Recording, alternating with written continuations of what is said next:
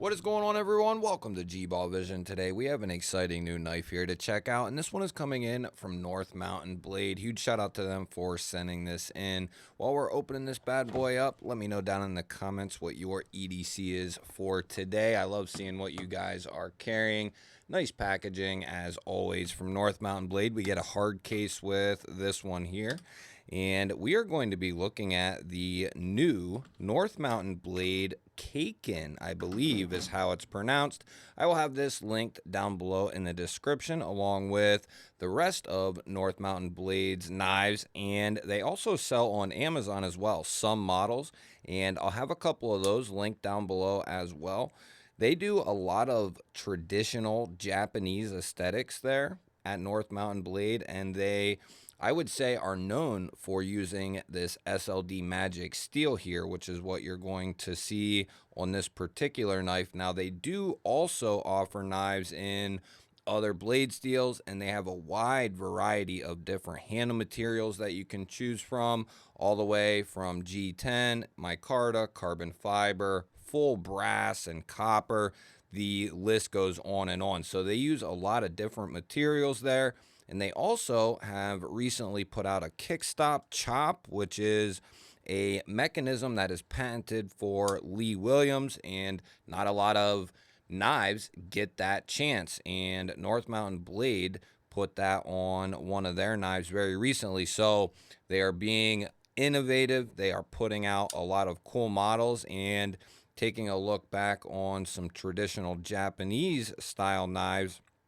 This is the style of knife I believe that a lot of, in a fixed blade form, not necessarily a folder form, but in a fixed blade form, this is a really popular knife in kind of ancient times for Japan, that they would use as kind of an up-close self-defense, last-ditch type weapon.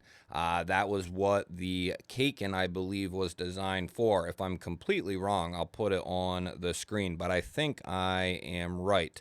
It's one of the options that they had. Now, the SLD Magic here, it's a really cool sort of combination of what we have layers to this steel, and it looks really cool. It takes on this really unique pattern. I'll pop up a blurb or two on SLD Magic. It's a tool steel. It's really tough stuff.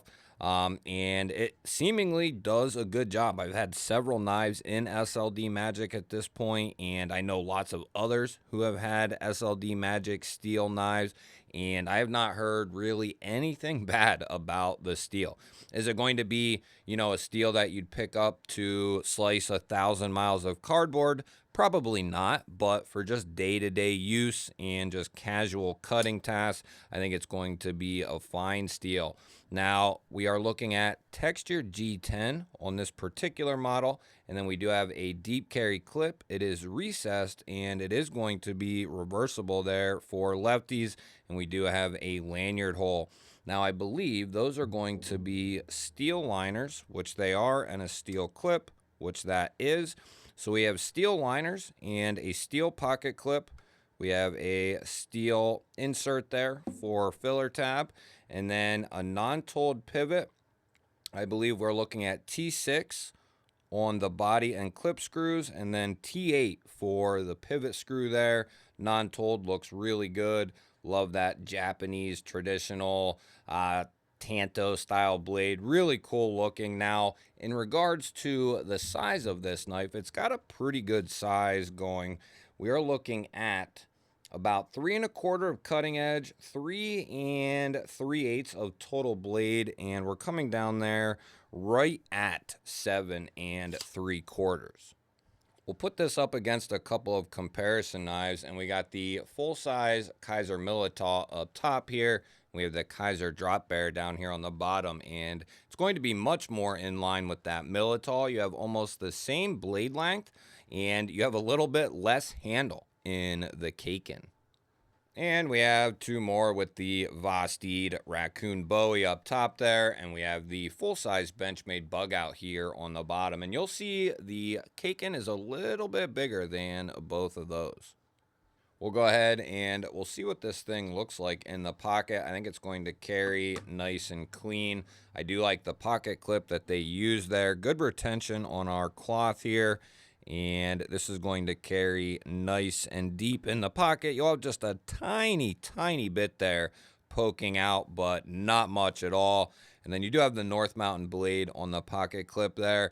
That really don't bother me a whole lot. I'd rather it not be there, but for some reason, that don't really bother me too much. It's really small, and I don't know. For some reason, that don't bother me, but usually I'm not a fan of putting stuff on the clip. With that textured G10 and the tension on that clip, that is going to work really, really well in and out of the pocket. You can see there, it comes up and it flattens off, and then at that last second, it dies off. So that is going to be good for getting this in and out of pockets. Now, going to the front flipper here, it is jimped from the very bottom up to the top of it. And I would say this is a front flipper, but it's more of a top flipper than anything else. It is going to be great for the thumb rollover, and it's going to be great for the over the top. But I don't know, it ain't going to be the best for the index rollover just because of how it's designed. You'll still be able to do it, but it's not going to be like some other front flippers.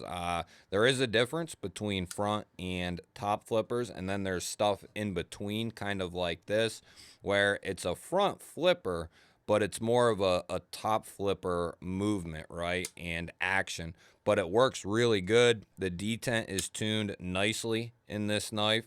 We are looking at a perfectly centered up blade there. The detent is on point. The design and the intention for this flipper tab, it's done well and it's tuned well, so it works really good. As intended, this is meant to be a thumb flicker, and in that case, it works really, really good.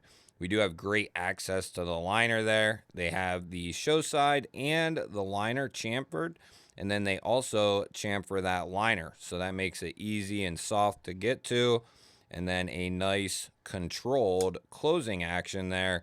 Very, very nice. For how light this blade is, that has some really nice closing action to it. Speaking of how light that blade is, let's go ahead and we'll get a weight check on this fella. We'll bring out the old arch nemesis here, and we'll see what we're looking at. We'll take a guess here. 3.5 maybe? Maybe in a little bit more even. No, let's say 3.4. Oh, damn! Damn. 104 grams. We'll go ahead and we'll get a handle thickness here on this thing. You guys get a kick out of that. 0.47 for our handle thickness there. We'll check our blade stock thickness. And at our thickest point here, we're looking at 114 thousandths, which that's pretty thin, I would say. And it's getting down there. And we'll check our behind the edge in a random spot. And we are going to be looking at a very standard 22 with that particular hold there in that particular spot. I'm going to guess right around 20 thousandths. But let's see how this thing cuts out of the box here. We're going to start with that tip and see what kind of piercing we got, which this is going to be a great piercer. That is fully what this is intended for, poking and piercing. Let's see what kind of edge we're looking at. Sharpening choil is not like insanely good or anything, but it's not too bad. You have a little bit of sharpening life in there. Could be better though, in my opinion. You'll have to let me know in your expert opinion what you think. But it could be better for sure, but it is not too awful. For me, it doesn't matter, to be honest, because, not that I don't use my knives, but I use so many knives that it really just, I can get away myself with just stropping certain knives. And, are there some that I need to kind of hone up a little bit? Yeah, there are. There are. But typically, you know, I just strap my knives and I'm good to go. But I think this is going to be a really cool EDC knife if you like front flippers. It's got a really cool history to the folding knife, or to the design, I should say. Like I said, I believe a lot of these were fixed blades in their original form. So let's go ahead, and we've pretty much went over everything with a fine-tooth comb. There's no detent lash in there. As far as any pivot lash or any movement, no, it feels good in there. We'll go ahead and open this up and see if we have any movement there with our blade. And it feels good. The lockup, though, looks very early. We're talking like 15%, and that can be a cause for concern that the knife is locking up too early. No time to break in, which we don't give it. We don't give it any time to break in. We are checking this right out of the box. But I think, and break-in period to actually move that lock bar could be a very long time. But with all that being said, let's go ahead and we'll check this lock. Introduce the Kaiken to the spine whacker. So go ahead and place your bets now. I think we haven't had any trouble with North Mountain, but I think this could be trouble. I think that could be trouble, guys. We'll go ahead and we'll start with some lighter taps out towards the tip here, and we'll see what we got. Do not try this at home. I am a professional. Oh, yeah. Right off the rip. Yep.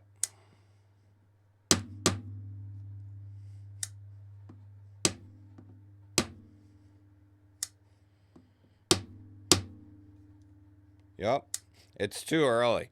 Now, with that being said, do I think that's like a widespread problem with this design? Probably not, being realistic. I haven't heard any issues from anyone else with any other models. And in my own experience, the couple of knives I've had from North Mountain, the differing locks, I have not had any issues. So my guess is this is possibly, until we get any more info, probably an issue with just, a small select few, or just this one for that matter. But I think if you were to get a knife that you were unhappy with for whatever reason, whether it's lockup or the edge or whatever it might be, I think North Mountain Blade is a respectable company, and they would make things right with you, whether that's exchanging it for a more adequate product, or whether a refund, whatever that might be. I think that North Mountain Blade is a stand-up company, and they would stand behind their product. So that being said, the failing lock is definitely not a good thing, not okay. But like I said, I'm willing to give them the benefit of the doubt and say that that's probably just an error, and that is a specific case with this knife. But I like this design. I like that these come in around $120. And, to some people, that lock test, they don't give a two squirts of piss about it, which if that's the case, then, it don't matter, right? But if you maybe check out some other videos, that way you have a better idea. Now, not that everyone is testing the lock, and the people who are doing it mainly because, I do it, probably would be my guess anyway. But might be a good idea to get some other info from people out there who maybe have this knife in this variation or another, and maybe they can give us a little bit more background information. If you have this knife, let us know if you have an issue with the lockup. Other than that, I really like this design. I like the materials. I like the price point. And everything else is solid. Sad to say that lock is not going to get the old pass symbol though. The spine whacker is a tough mofo. You guys will have to let me know. What do you think of the Kaiken, the design, North Mountain blade? I love hearing from you guys. Don't forget to hit the thumbs up button. That helps push this video out there to more people, and I truly appreciate it. If you're new to my channel here, or you are not subscribed to the channel, but you enjoy knives, EDC, and gear, what are you doing? Make sure you subscribe because I release daily videos just like this. I'll pop up a couple of new videos on your screen. Go check one of them out for me. That really helps out a lot as well. Have yourself an awesome day. Thank you all again. I love you. Catch you on the next one.